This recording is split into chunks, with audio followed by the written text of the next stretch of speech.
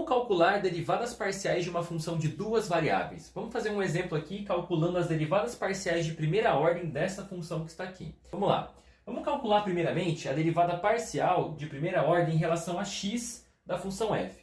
Quando a gente calcula a derivada parcial em relação a x, nós consideramos y como se fosse uma constante e x a variável. E aplicamos as regras de derivação em uma variável só, na variável x. Vamos lá, olha só. Quanto que fica a derivada de x ao quadrado y? Lembra que nesse caso o y é constante. Então derivo x ao quadrado dá 2x, mantenho o y constante ali.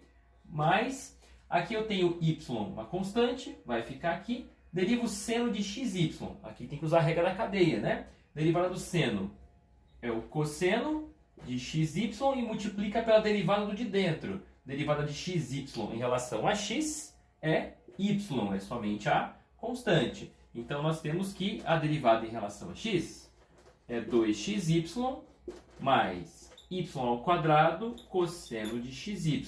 Essa é a derivada parcial em relação a x da função f.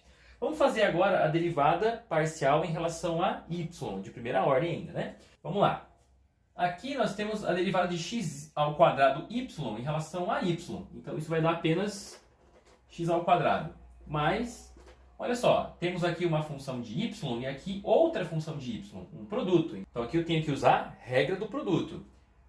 Deriva o primeiro, vai dar 1. Multiplica pelo segundo.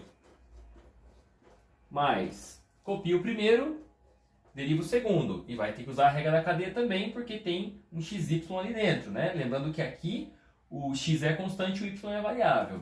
Então vai dar cosseno de xy vezes x.